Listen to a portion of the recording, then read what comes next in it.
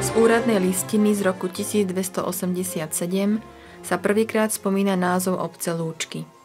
O samostatných kúpeloch prvé písomné zmienky prichádzajú v roku 1712, keď majitelia Likavského panstva začínajú s výstavbou prírodného bazéna a prvých drevených chatiek, neskoršie murovaných penziónov. K výstavbe prispela aj Liptovská stolica, ktorá darovala 40 zlatých na rozvoj kúpeľov v Lúčkach.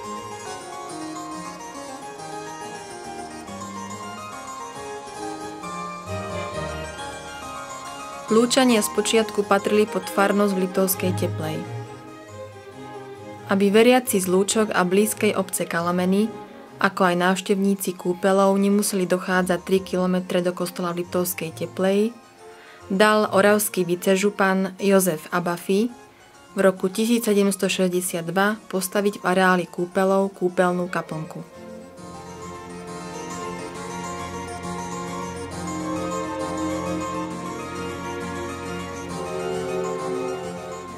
Kaplnka bola zasvetená svätému Antonovi Paduvánskemu pustovníkovi a slúžila veriacim, aby mohli v nedele a sviatky zadosť učiniť Božiemu a cirkevnému príkazu.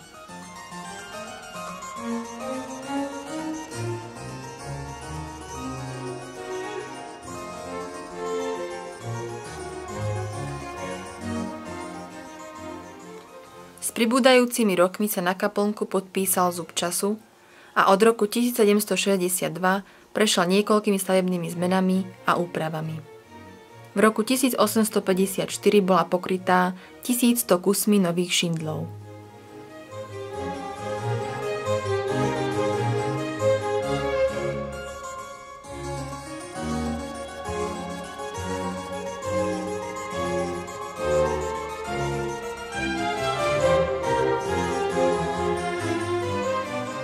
Úplnú opravu celej kaplnky po 110 rokoch v roku 1872 z vlastných finančných zdrojov, ale aj zo zbieraním milodarov od hostí, zabezpečil nový majiteľ kúpeľov, urodzený pán Ján Tolt.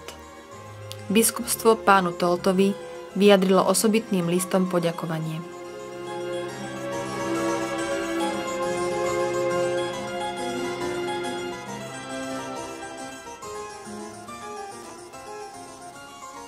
Diecézny úrad tiež dovolil, aby sa zmenil patrón kostolíka a v budúcnosti slúžil ku cti svätej Bohorodičky, Veľkej Pani Uhorska.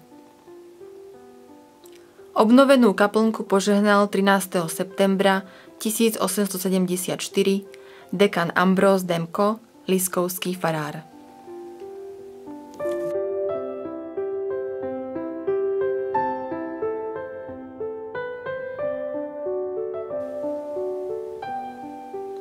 Z kroniky na lúčanskej fare sa ďalej dozvedáme, že po 50 rokoch bolo treba opäť previesť výmenu strešnej krytiny.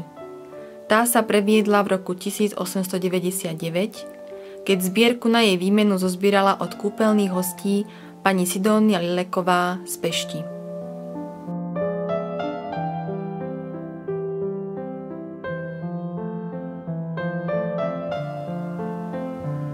Na priečelí kaplnky je obraz svätej Bohorodičky, ktorý na svoj náklad dal namalovať majiteľ kúpeľov pán Tolt maliarovi Bohúňovi v Bialej v Poľsku v roku 1872.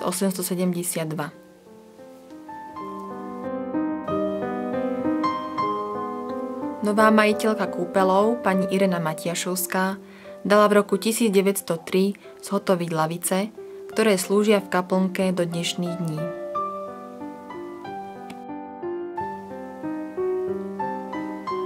Za pána farára Andreja Šefera v roku 1923 bola kaplnka ovakovaná a vybielená.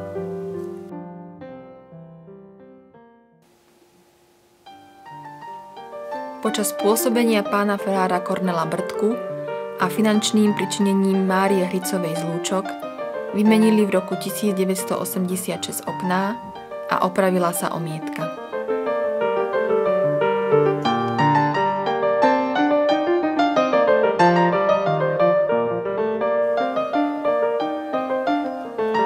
Poslednej radikálnej oprave v roku 2001 prispela predovšetkým častá návštevnička kúpeľov pani Helena Slížiková z Partizánskeho, ktorá darovala na opravu kaplnky 350 000 korún.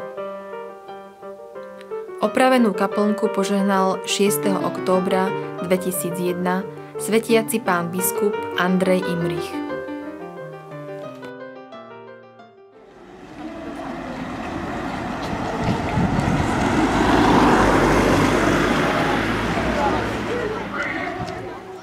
Pri príležitosti opravy zvona, rekonštrukcii celej strechy, vonkajšej úpravy omietky, posvetil kúpeľnú kaplnku 15. augusta 2009 profesor Tadeusz Zasiepa, rektor Katolíckej univerzity z Poľska, a lučanský pán farár, magister Peter Kvasňák.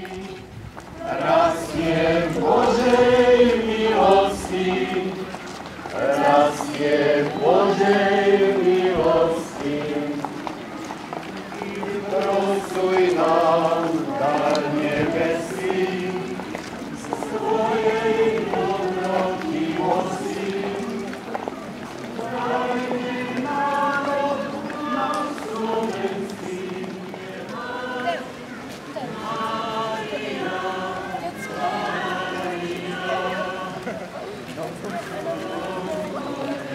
Mária,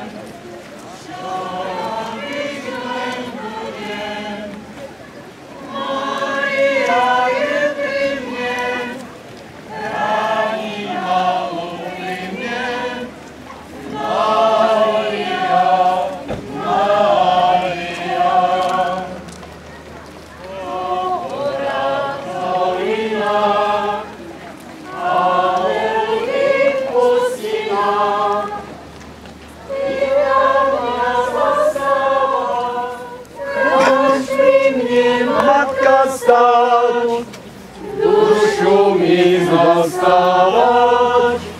Mária, Mária, ráč pri mne, Matka stať, dušu mi zastávať. Mária, Mária.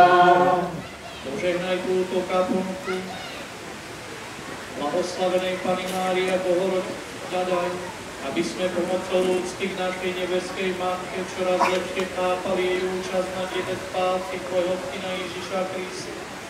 Pod jej ochranou nech sme bezpečí pred každým hriechom a nešťastím, aby sme raz spoločenskou mali účasť na tvojej spáse skrze Krista nášho Pána. Amen.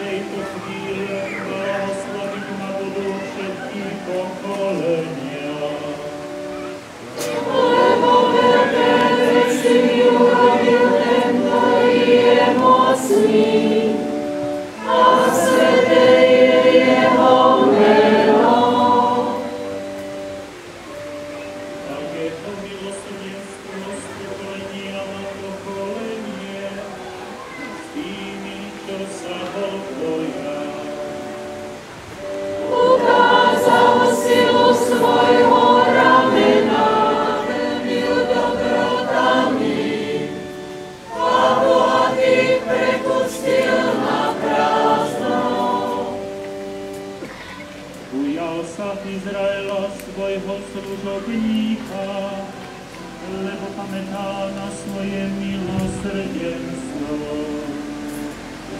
Ako slúbil našim otcom, Abrahamovi a jeho potomstvu na veky. Sláva Otcu i Synu i Duchu Svätému, počiatku, tak nie je teraz i vždycky, i na veky. veky vekov. Modlíme sa k Pánu Ježišovi, ktorý povýšil svoju matku Máriu za kráľovnú neba. Pane Ježišu, láskavo zhliadni na nás, čo kráčame v živote pod ochranou Tvojej matky Márie. Prosíme ťa, vyslíš nás. Daj, nech čoraz lepšie chápeme, že ona je našou matkou a kráľovnou, ktorá nás miluje a stará sa o nás. Prosíme ťa, vyslíš nás. Pováhaj nás. Požehnanie. Chcem vás ubezpečiť, že táto kaplnka bude cez tieto letné dni každý deň otvorená a keď každý, kto pôjde kolo nej, sa môže zastaviť, pomodliť, ako to pán rektor homilí zdôraznil, že Mária je našou matkou. Mária nás tu všetkých čaká.